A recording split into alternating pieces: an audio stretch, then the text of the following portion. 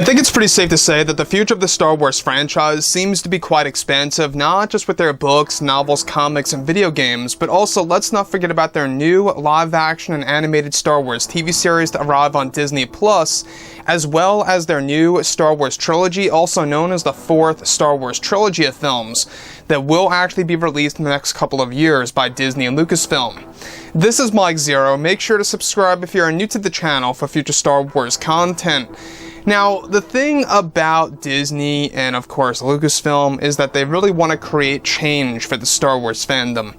They're essentially now trying to regain a lot of the lost fans. I mean, there's no denying the fact that a lot of fans really completely walked away from the Skywalker saga at that point in time, where a lot of fans were very much against about what Disney had done with The Last Jedi and even with The Rise of Skywalker, and that's okay. Everybody has their opinions. Some people like it, some people hate it, you know, the final film of the sequel trilogy.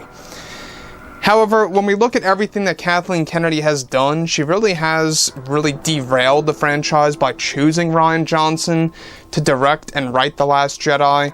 And it's not just that, it's also, of course, how she had all these different plans for these Star Wars movies, and how one movie like Solo: A Star Wars Story actually really completely canceled all those plans just because of how it did at the box office.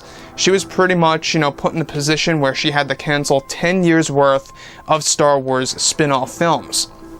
Now, with that being said, of course, what's really intriguing all has to do with Lucasfilm's Kathleen Kennedy and creator George Lucas. So with both Disney and Lucasfilm now finished with The Rise of Skywalker, they are now focused on their new Star Wars trilogy of films, as well as their new Star Wars universe.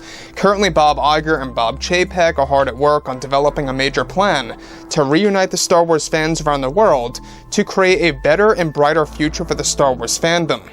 It's described that behind the scenes, Lucasfilm's Kathleen Kennedy has been very frustrated with, of course, the new direction of Star Wars by George, John, and Dave, and even had a meeting with the higher-ups over at Disney, including CEO Bob Chapek, to where she tried to convince them to fire George Lucas from Lucasfilm and the entire Star Wars franchise, as Kennedy sees George as a danger to Star Wars since she does not like the prequel trilogy era and the movies, and the way George developed the movies. It's described that her and Bob Chapek had long conversations about this matter, as well as the higher-ups at Disney, to where they refused Kathleen Kennedy's demands to fire George Lucas, as they are sticking with George since they believe he will reunite the fandom with the help of Jon Favreau, Dave Filoni, and others that are now a part of the new Star Wars universe. It's described that this demand by Kathleen Kennedy stems from how Lucas is canceling many of Kathleen Kennedy's creations with Chapek one by one and replacing them with other new Star Wars projects for theaters and on Disney+. So here's the thing about this entire situation, this entire scenario here, is that Kathleen Kennedy is unhappy with George's direction of Star Wars, obviously with John and Dave helping him out.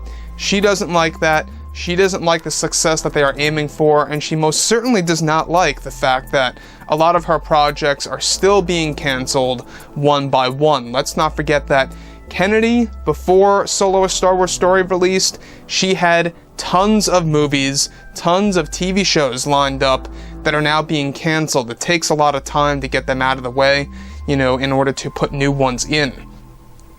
So here's the thing about this, is that Kathleen Kennedy really went to a different level of desperation here, to the point where she had to have conversations with the higher-ups over at Disney in this meeting, of course, with Bob Iger and Bob Chapek as well, the two Disney CEOs.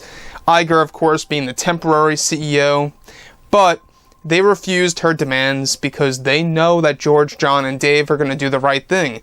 They know that they have the opportunity to really restore Star Wars back to the way it used to be, and how a lot of fans were really happy with the way things were going, at least for the most part, right? Say what you will about the prequels, but they actually had their moments. They had their key moments in there. Meanwhile, with Disney's Star Wars, it really seems like you have to look for those moments. You really have to dig up for those moments to actually realize that it really doesn't have all that many highlights in the sequel trilogy. At least in my opinion, that's just my opinion.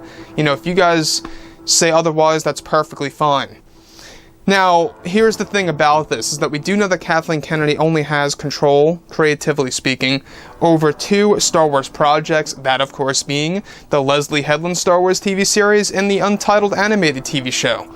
And that's going to be released in the next couple of years. Honestly, I believe that the Leslie Headland Star Wars TV series is going to be a train wreck for Star Wars fans. It's really not going to end well because they are focusing on identity politics over story more than anything. And that, I think, is a recipe for disaster.